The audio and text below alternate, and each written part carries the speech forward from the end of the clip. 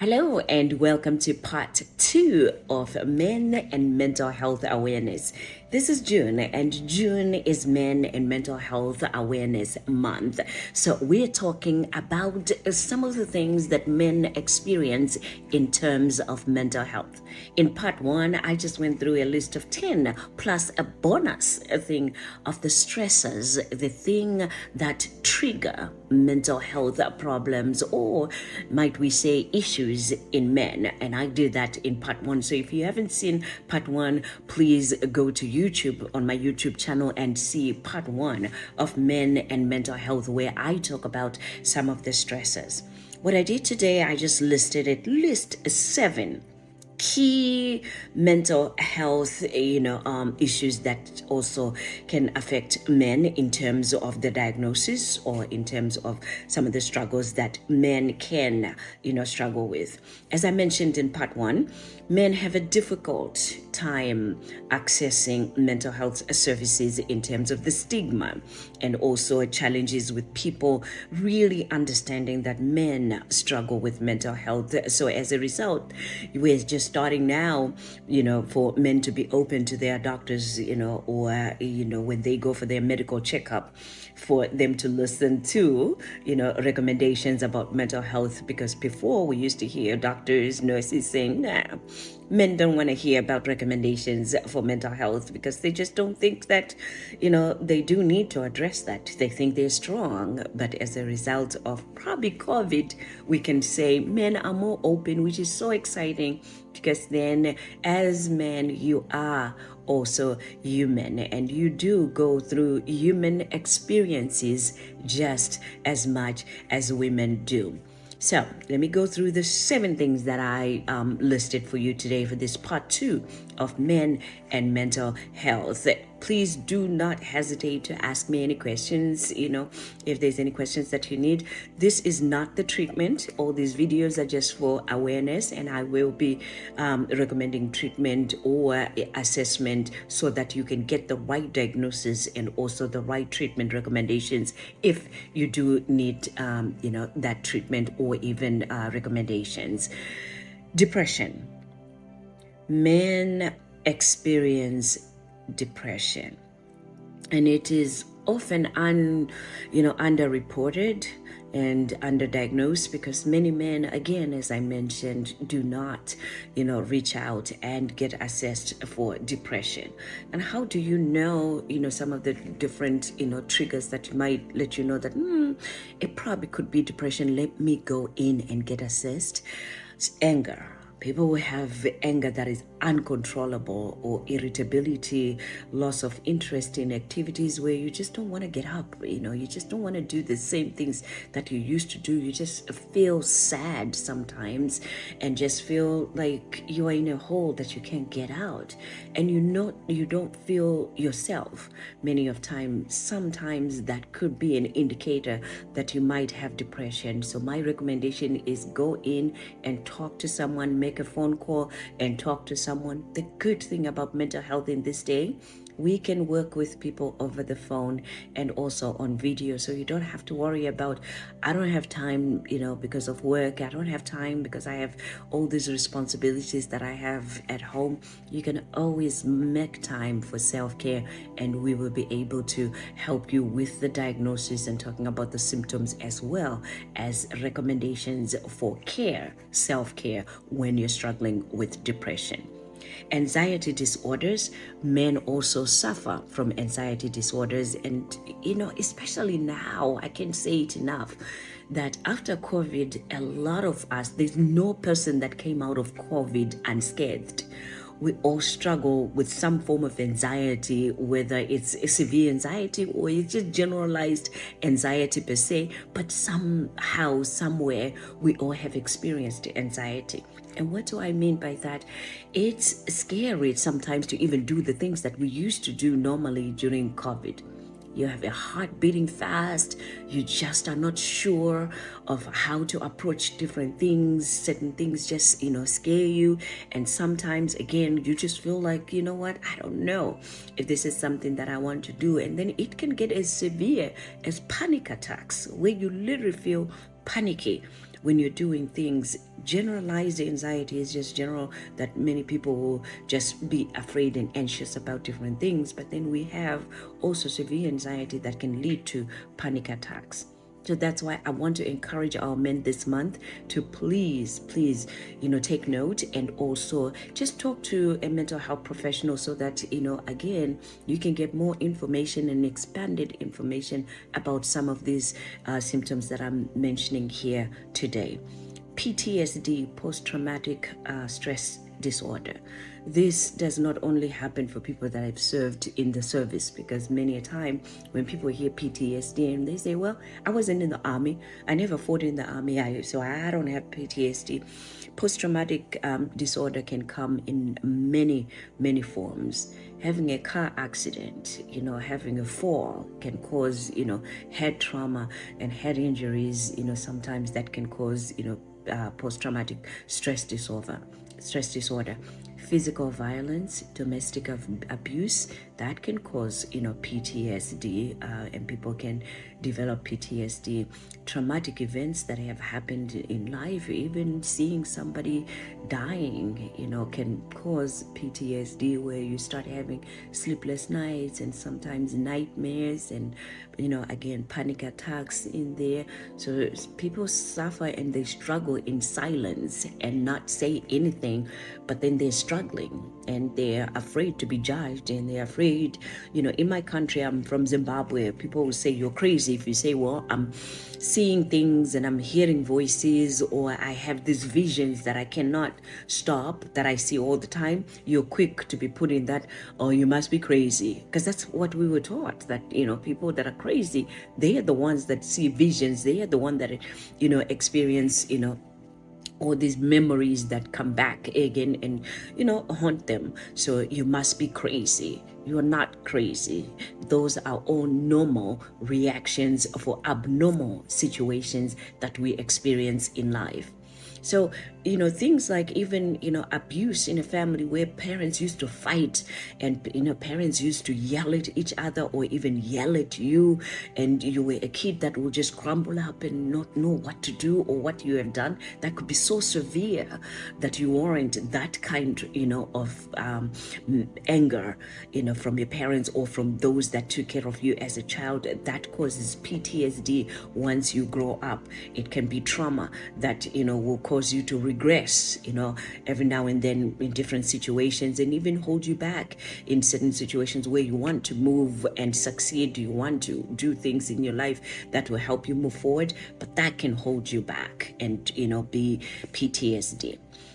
Substance abuse, more likely there are more men than women that struggle with substance abuse. And I'm sure with everything that we've said, you can also, see why.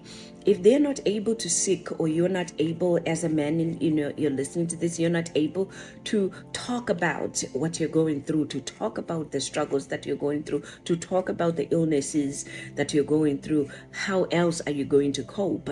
Many will cope, and self-medicate with substances and, marijuana, alcohol, cocaine, you name it, just to numb the pain. And many people have, not even related that to mental health, the use of drugs or, drinking, that it could be related to their mental health. Many men have not, had the opportunity to understand how that could be related to their mental health. So as we remember the Men and Mental Health this Awareness Month, I want to remind you that that could be an indicator of some things that you're going through that are related to your mental health that need to be, looked at, so that you can get the right, treatment and the right ways that you can deal with those situations in your life. Suicide, we also have men that are more likely, according to research, more likely than women to die of suicide and, taking their own lives. It's difficult to be in a space where you feel helpless, hopeless and not able to be the man that you want to be.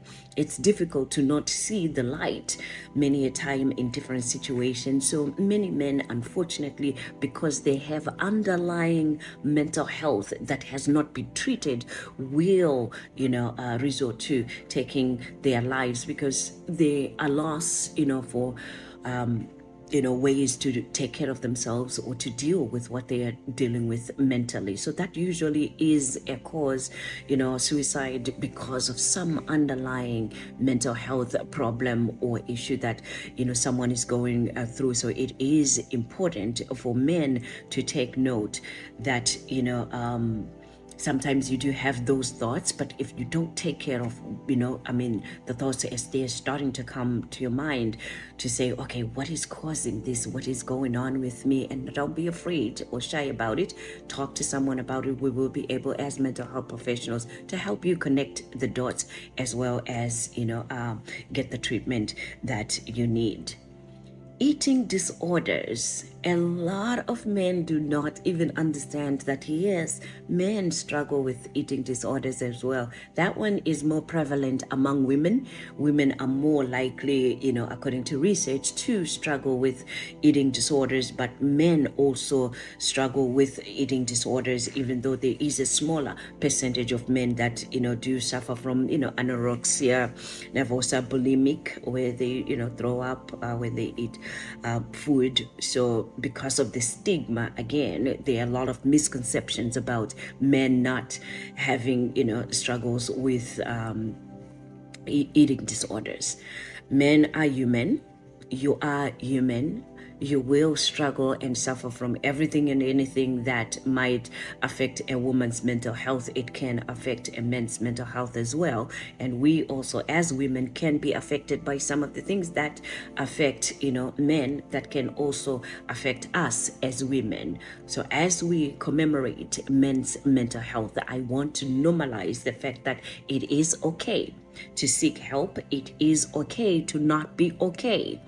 It's life. Life will happen, situations will happen, and it is okay to break down. It is okay to cry. It is okay to let down your guard and take care of yourself.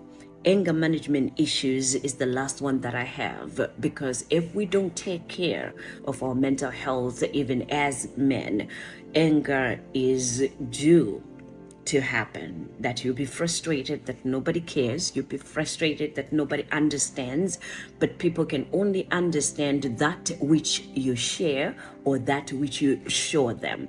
Assumptions are not good in any situations or for anyone. We cannot assume that you're going through something or something is bothering you when you are not communicating it. A lot of men have a difficult time communicating their feelings, what they are feeling, what they are thinking, because many a time we see it manifesting in their physical health before we can tell what is going on. They will either lose a lot of weight or gain a lot of weight or drink a lot more, smoke a lot more. That's when now you take a step back and you say, something is going on, or even sleeping a lot more. But mostly with anger, that means they lash out even more. And, conversations that used to be normal conversations, you see and hear them lashing out and being more angry and more aggressive than usual. Then you know that maybe something else is going on.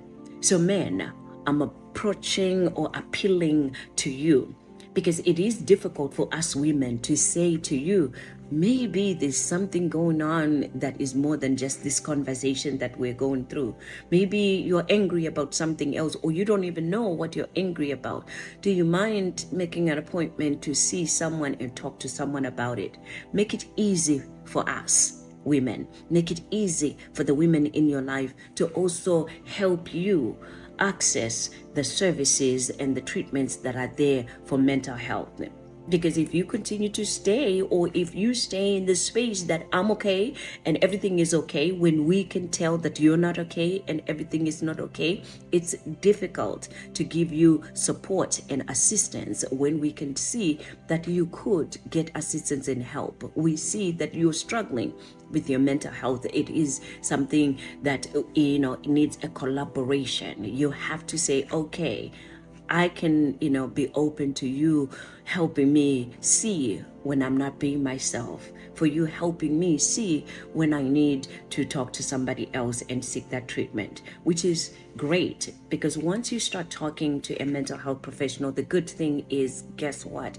It is something that is confidential. So nobody will know what you talk about, and it's a confidential setting. So I hope that this mental health month is an opportunity for all men to go and see a mental health professional, or to make an appointment with a mental health professional, just as a check-in, to say, listen, never talked to anyone before, or I did before and I dropped the ball and I thought everything was going well, but you know what?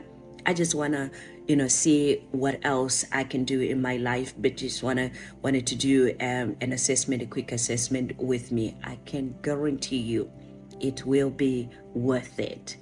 So once again, this is DrStem. I hope this information will be helpful to you, and please share with men and women, because as women, we also need to understand that men do struggle with mental health.